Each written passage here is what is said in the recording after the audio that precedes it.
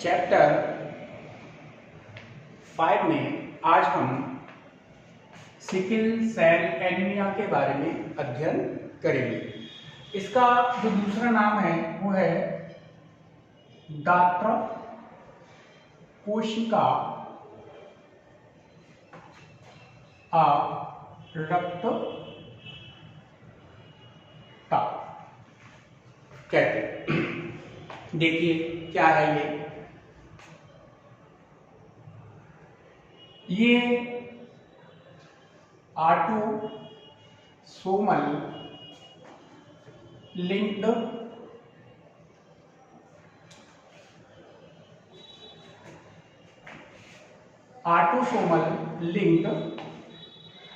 Recessive character है।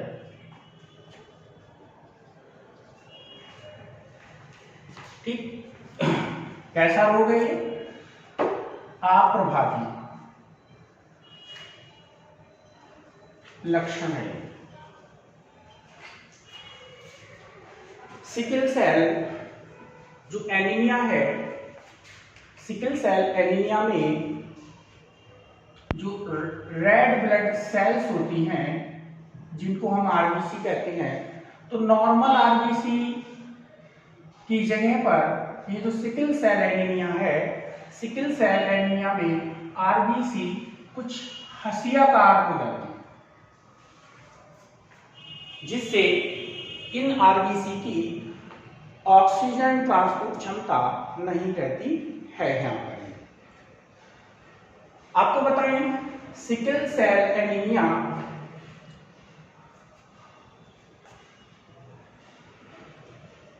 दात्र कोशिका अरक्तता रोग कहते हैं। तो इसमें क्या होता है कि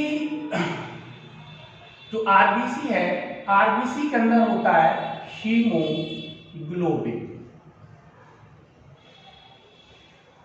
ठीक, हीमोग्लोबिन में 2 अल्फा और 2 बीटा चैन होती है। बीटा चैन यहां पर होती है।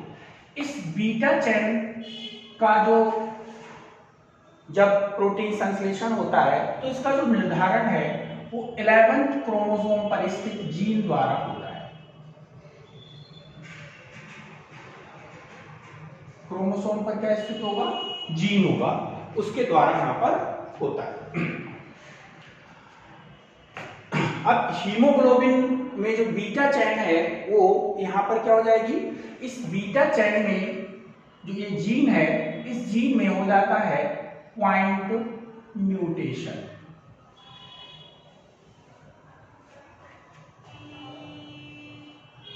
म्यूटेशन हो जाता है। ठीक, अब तो इस पॉइंट म्यूटेशन में देखिए क्या है, इस हीमोग्लोबिन का जो जीन है उस जीन पर न्यूक्लियोटाइडों का क्रम होता है। यहां छठे अमीनो अम्ल के लिए, इस बीटा चैन के छठी अमीनो अम्ल के लिए होना चाहिए CTC। यहां पर ये क्या होगा? नॉर्मल बीटा चैन होगी। यहां पर भाई CTC है डीएनए में, तो यहां से ट्रांसक्रिप्शन द्वारा क्या जाएगी? CA को GA आ जाएगा। ये क्या आएगा? mRNA में आएगा इस तरीके से। अब ये 6th जो अमीनो अम्ल है जिसको हम बोलेंगे छठा अमीनो अम्ल, तो यहां से ये अमीनो अम्ल आएंगे। यहां पर जो अमीनो अम्ल होगा वो ग्लूटामिक होगा, 6 अमीनो एसिड होगा। यहाँ पर 6 छठा अमीनो अम्ल ये होना चाहिए। तब ऐसी स्थिति में क्या होगा? नॉर्मल बीटा चैन होगी और आरबीसी यहां पर क्या होंगे? नॉर्मल होंगे यहां पर। लेकिन यहां पर आपको बता दें, जब किसी को सिकल सेल एनीमिया हो जाता है, सिकल सेल एनीमिया हो जाता है, तब इस बीटा चैन में जो CTC टी है उसकी जगह पर ए और सी हो जाता है। तो यहां पर क्या हो गया, पॉइंट म्यूटेशन हो गया, पॉइंट म्यूटेशन यहां पर हो गया। अब इस पॉइंट म्यूटेशन इस डीएनए में हो गया, जीन में हो गया जो 11वें क्रोमोसोम पर है। अब यहां पर क्या होगा, एमआरएनए, एमआरएनए में ये चेंज हो जाएगा, यहां पर आ जाएगा जी आ जाएगा। इसके आते ही जो ग्लूटामिक था इस अमीनो अम्ल में, जैसे पहला अमीनो अम्ल, दूसरा अमीनो अम्ल, तीसरा अमीनो अम्ल, चौथा अमीनो अम्ल, पांचवा अमीनो अम्ल, जैसे ये छठा अमीनो अम्ल है ग्लूटामिक की जगह पर क्या हो जाएगा, वैलिन हो जाएगा। किसके कारण हुआ, इस सिकल सेल एनीमिया किसके कारण हुआ कि जो 11वें क्रोमोसोम पर जो डीएनए था, बीटा चैन बनाने वाला जीन था, वहां पर क्या हो गया, पॉइंट म्यूटेशन हो गया, इसके कारण यहां पर ये हो गया। तो पॉइंट म्यूटेशन में क्या हुआ, वहां पर क्या था, वहां पर था टी और यहां पर क्या आ गया ए आते ही यहां पर क्या हो गया, यू हो गया, यू होते ही यहां पर क्या हो गया, ग्लूटामिक की जगह पर वैलिन हो गया। आगे बताएं आपको, जो सिकल सेल एनीमिया होता है, इस सिकल सेल एनीमिया के 3 जीनोटाइप प्राप्त होते हैं।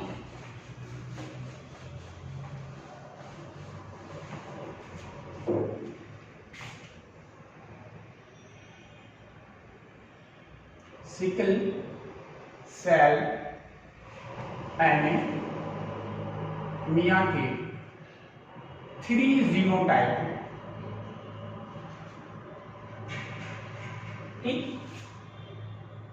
नॉर्मल जो जीनोटाइप होगा वो होगा HbA जीनोटाइप होगा। दूसरा हेटेरो जाइगस में HbA और HbS होगा। ठीक, अगर किसी को सिकल सेल एनीमिया है तब इसका जीनोटाइप यहां पर HbS होगा। देखिए अब इसका इनहेरिटेंस वंशागति किस प्रकार होती है। यहां पर जैसे ये फादर है और इधर मदर है, ठीक, फादर का जो जीनोटाइप है वो है HbA और दूसरा है यहां पर HbS, हेटेरोजाइगस है।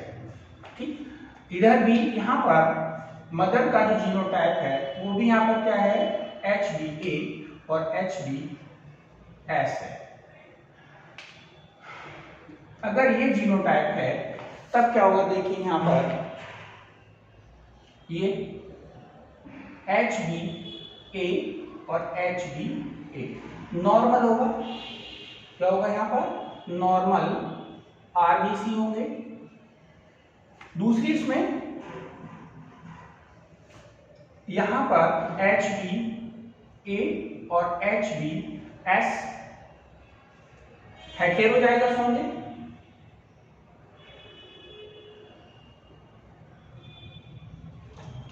अगली उसमें देखिए आप, यहां पर भी HbA और HbS, यहां पर भी क्या होंगे, हेटेरोजाइगस होंगे। लेकिन अगले इसमें देखिए आप क्या होगा, HbS और HbSG,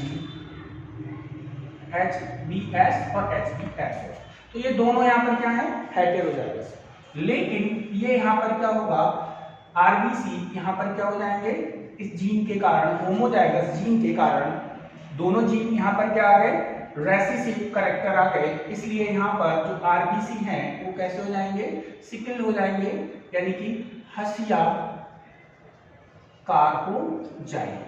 होने चाहिए थे इस तरीके से और कुछ इस तरीके से इनके यहां पर हो जाएगी। तो ऑक्सीजन ट्रांसपोर्ट, ऑक्सीजन ले जाने की जो क्षमता है वो यहाँ पर कम हो जाएगी यहाँ पर ये।